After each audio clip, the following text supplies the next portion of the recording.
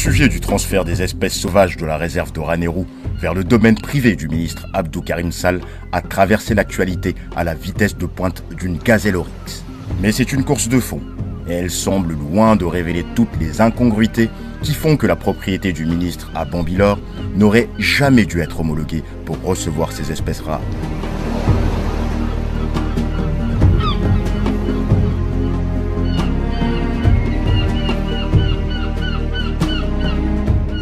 Les spécialistes de la faune préfèrent parler d'Oryx algazelle, cette espèce déclarée éteinte au niveau mondial à la fin des années 80. La survie de l'espèce repose aujourd'hui sur des projets de réintroduction sur les populations captives. On n'en trouve que dans 3 pays au monde, Sénégal, Maroc et Tunisie. C'est aussi pour ça que le caprice du ministre Abdou Karim Sall pour avoir ces Oryx algazelle passe très mal aux yeux de techniciens. Notre enquête révèle pourquoi les oryx n'auraient jamais dû se retrouver dans la propriété du ministre. Cette espèce-là n'est pas faite pour une ferme, non. 4-5 hectares, c'est pour des moutons ou des vaches. Mais quand même, il y a ce qui est normal et ce qui ne l'est pas. Une zone réservée uniquement pour ces espèces, il m'est très difficile vraiment en tant que maire de le voir et de le croire.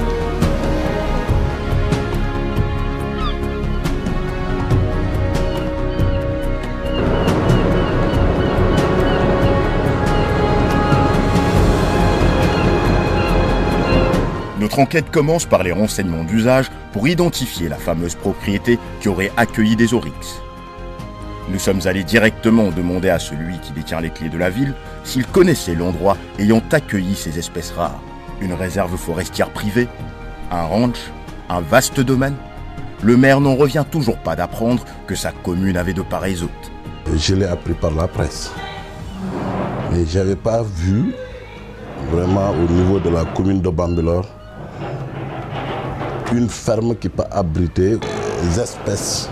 La commune de Bambilor, sa réserve foncière, 99% de sa réserve foncière est urbanisée, est destinée à l'habitation.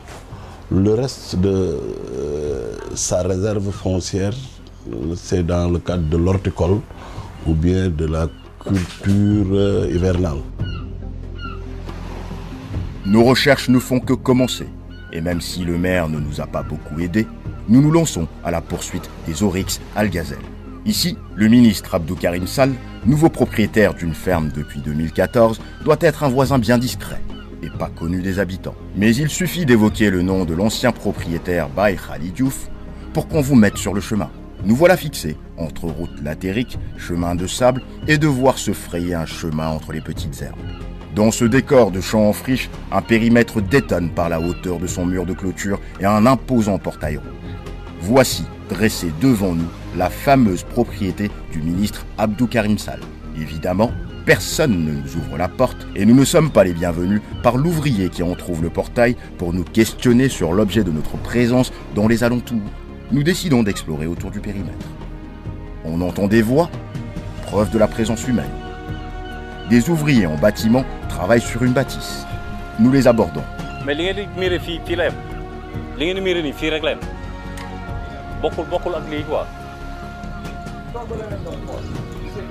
ah d'accord, ok.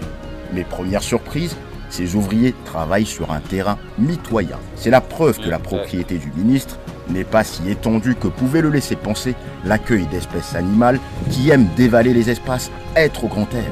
Nous avons joué les téméraires jusqu'au bout.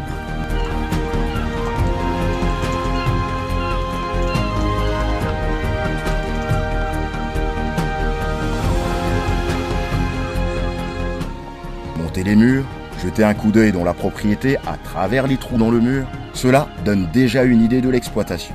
Principalement un élevage de bovins, une trentaine de têtes approximativement. 2 à 3 enclos ayant servi de poulailler à l'ancien propriétaire.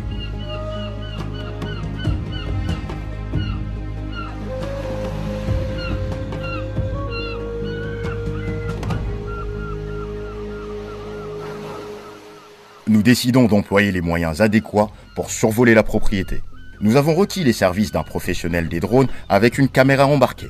Nous sommes planqués à bonne distance et lançons l'engin d'exploration.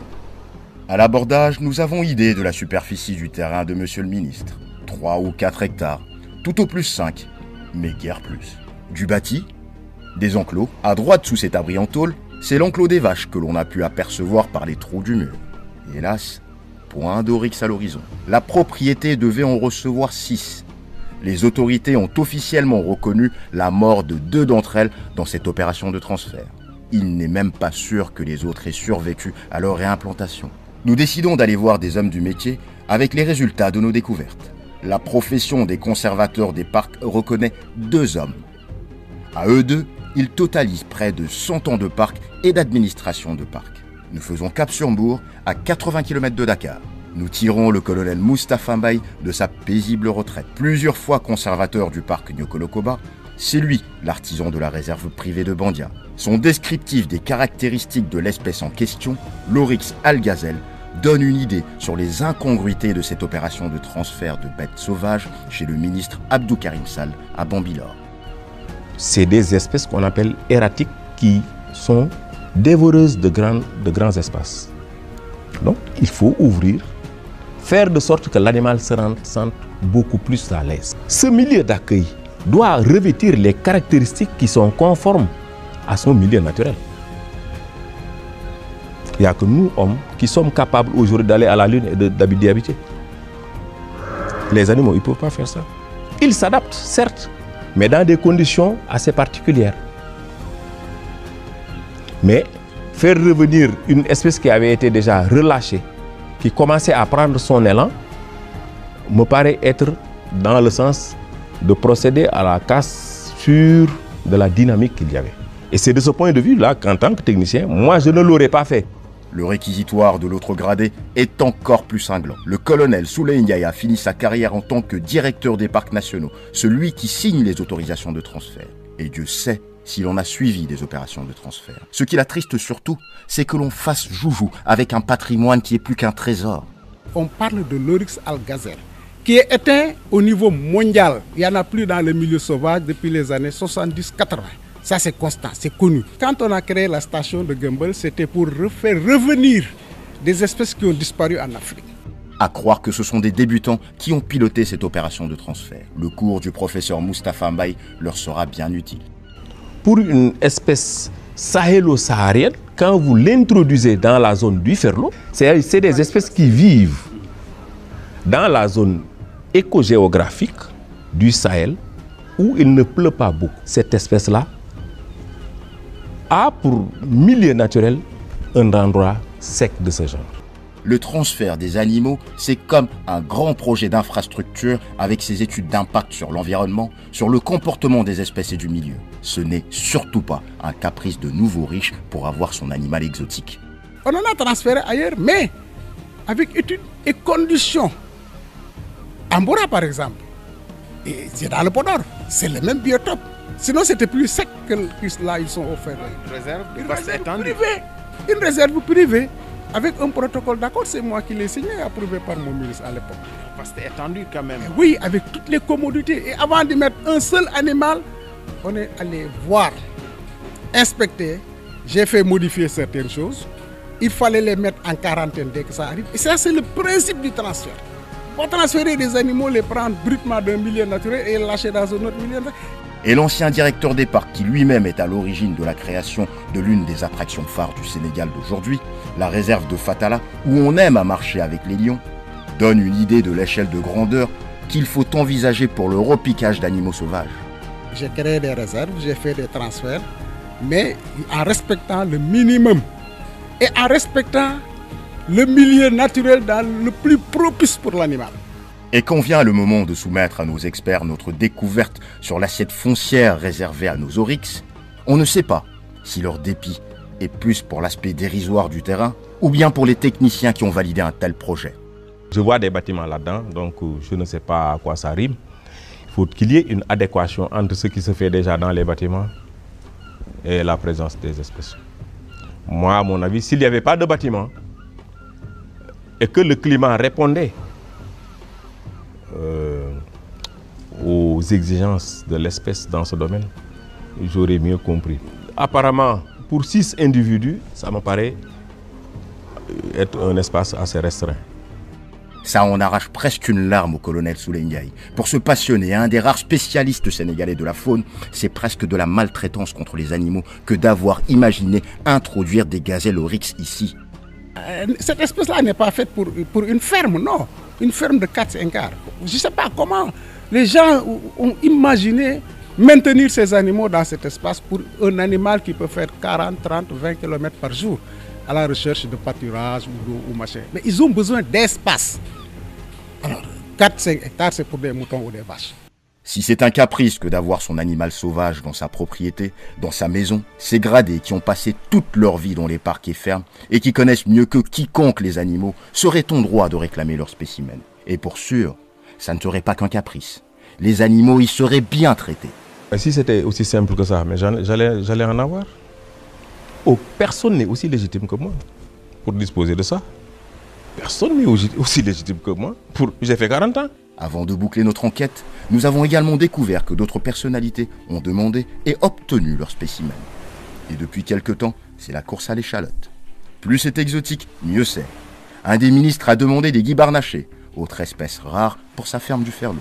Inutile de dire que l'envergure politique s'impose aux techniciens qui assistent presque impuissants au saccage de la faune.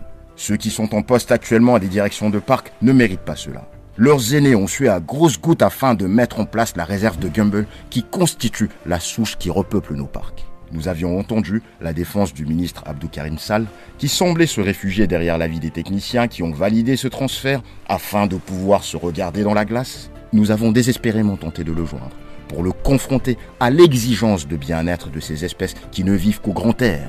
Il savait au moins qu'il n'avait qu'une fermette. Tant qu'il peuplait sa ferme de vaches et de chèvres, personne n'aurait pipé mot.